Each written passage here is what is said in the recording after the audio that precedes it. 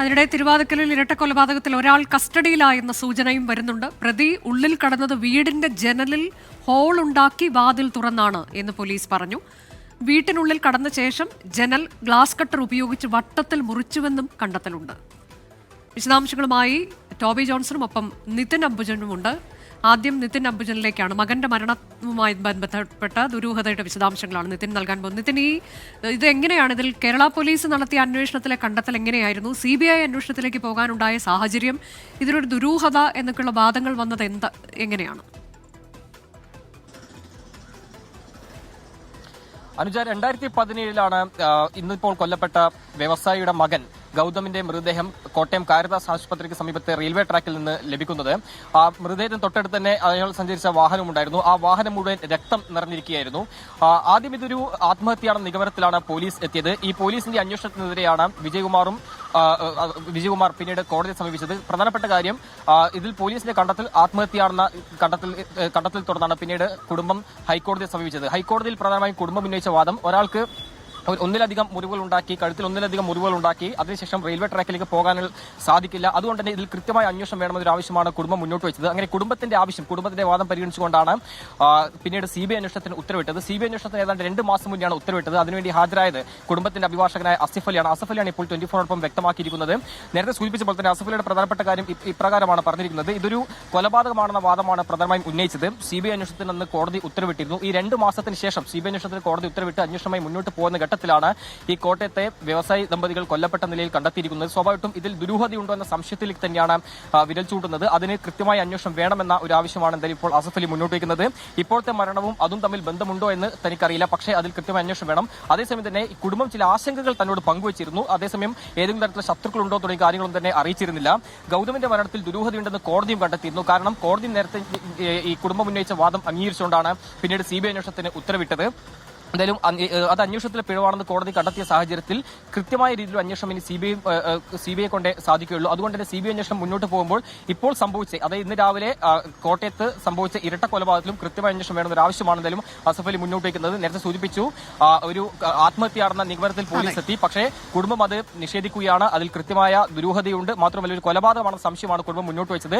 അത് അംഗീകരിച്ചുകൊണ്ടാണ് പിന്നീട് CBI അന്വേഷണം ഉത്തരവിട്ടത്. ആ ഉത്തരവിട്ട് 2 മാസത്തിനകമാണ് പിന്നീട് കോട്ടയത്ത് ഈ ദമ്പതികൾ കൊല്ലപ്പെട്ട നിലയിൽ കണ്ടെത്തുന്നത്. സ്വാഭാവികമായിട്ടും ഇതിലേക്കും ഒരു ദുരൂഹതയുണ്ടോ എന്ന കാര്യം കൃത്യമായ അന്വേഷണം വേണമെന്നാണ് ഇപ്പോൾ അസഫ് അലി വ്യക്തമാക്കിയിരിക്കുന്നത്. കൊല ചെയ്യപ്പെട്ട വ്യവസായി ദമ്പതികളുടെ മകന്റെ മരണത്തിൽ ദുരൂഹതയുണ്ട്. അതിന്റെ അന്വേഷണം CBIക്ക് വിട്ടിട്ട് 2 മാസമാകുന്ന സമയത്താണ് ഇപ്പോൾ ഇവരുടെ കൂടി കൊലപാതകം നടന്നിട്ടുള്ളത്.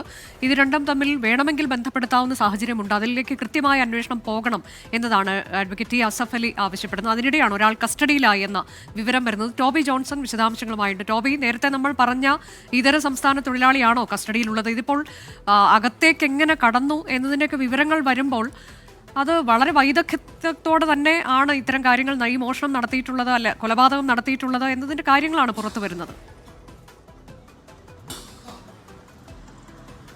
അനുജ, തീർച്ചയായിട്ടും വലിയ ദുരൂഹതകൾ ഈ സംഭവത്തിലുണ്ട് എന്നുള്ള കാര്യത്തിൽ യാതൊരു സംശയവുമില്ല. ഇപ്പോൾ ഏറ്റവും അവസാനമായി പുറത്തു വരുന്നത് ഈ പ്രതി എന്ന് പറയുന്ന, അല്ലെങ്കിൽ ഈ കൊലയാളി വീടിനുള്ളിലേക്ക് കടന്നത്, ഈ കാണുന്ന വലിയ ഗേറ്റ് ചാടിക്കടന്ന് അകത്ത് ചെന്ന്, അതുപോലെ തന്നെ അവിടെ ജനലുണ്ട്, ആ ജനലിന്റെ ഗ്ലാസ് ഇട്ടിരിക്കുന്ന ഭാഗത്ത് ദ്വാരമുണ്ടാക്കി ആ ജനൽ തുറക്കുന്നു. അതിനുശേഷം അത് ഗ്ലാസ് കട്ടർ ഉപയോഗിച്ചാണ് തുറന്നത് എന്നുള്ളൊരു സംശയം പോലീസിനുണ്ട്. കാരണം അത്രയും ഒരു സർക്കിൾ പോലെയാണത് മുറിച്ചിരിക്കുന്നത്.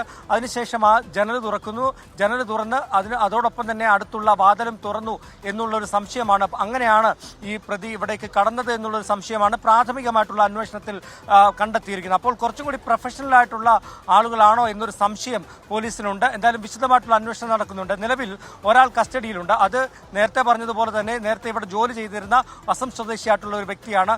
അദ്ദേഹത്തിന് ചില വൈരാഗ്യങ്ങളുണ്ടായിരുന്നു, ചില തർക്കങ്ങളും, അതുപോലെ തന്നെ ഇവിടെ നിന്ന് ഒരു മൊബൈൽ മോഷ്ടിച്ചതുമായി ബന്ധപ്പെട്ടൊരു കേസ് നൽകി ആ വ്യക്തി അറസ്റ്റ് ചെയ്യപ്പെടുകയും റിമാൻഡിൽ പോവുകയും ചെയ്തിരുന്നു. അതിനുശേഷം കഴിഞ്ഞ ദിവസം ഇവിടെ എത്തി ചില പ്രശ്നങ്ങൾ ഉണ്ടായി എന്നുള്ള വിവരം കൂടി നമുക്ക് ലഭിക്കുന്നുണ്ട്.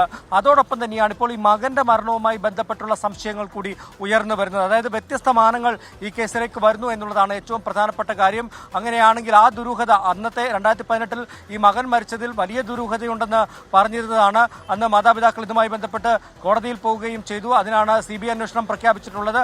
അതോടൊപ്പം തന്നെ നാട്ടുകാരെല്ലാം അന്ന് തന്നെ ഈ ഒരു സംശയം പറഞ്ഞിരുന്നു. കാരണം റെയിൽവേ ട്രാക്കിൽ മരിച്ച നിലയിൽ കാണുന്ന വ്യക്തിയുടെ ശരീരത്തിലുള്ള മുറിവുകളടക്കം ചൂണ്ടിക്കാട്ടിക്കൊണ്ടായിരുന്നു ആ ഒരു സംശയം ഉന്നയിച്ചിരുന്നത്. ആ പ്രഖ്യാപനം CBI അന്വേഷണം പ്രഖ്യാപിച്ച് 2 മാസം തികയുന്നതിനുള്ളിലാണ് ഈ മാതാപിതാക്കൾ കൂടി മരണപ്പെട്ടിരിക്കുന്നത്. അതുകൊണ്ട് അത്തരത്തിലുള്ള ഒരു സംശയം കൂടി പോലീസിന് മുന്നിലുണ്ട്.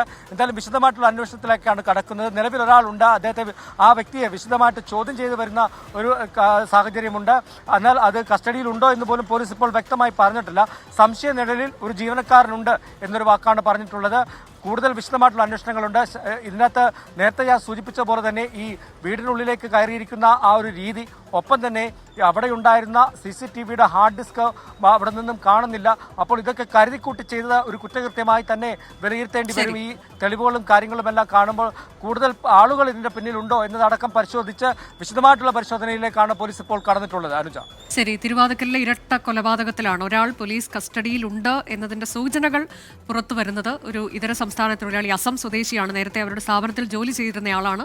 മോഷണക്കുറ്റം ആരോപിച്ച് പോലീസ് ചോദ്യം ചെയ്തയാളൊക്കെയാണ്. പിന്നീട് വിട്ടയച്ചിരുന്നു. അയാൾക്ക് വൈരാഗ്യമുണ്ടായിരുന്നു. അയാളെ ചോദ്യം ചെയ്യുന്നുണ്ട് എന്നതിന്റെ സൂചനകൾ പുറത്തു വരുമ്പോൾ എങ്ങനെയാണ് വീട്ടിനുള്ളിലേക്ക് കടന്നത് എന്നതിന്റെ കൂടി വിവരങ്ങൾ വരുമ്പോൾ പ്രൊഫഷണലായി തന്നെയാണ് ഇത്തരം കാര്യങ്ങൾ ചെയ്തിട്ടുള്ളത് എന്നതാണ് ആ വിശദാംശം നൽകുന്ന സൂചന.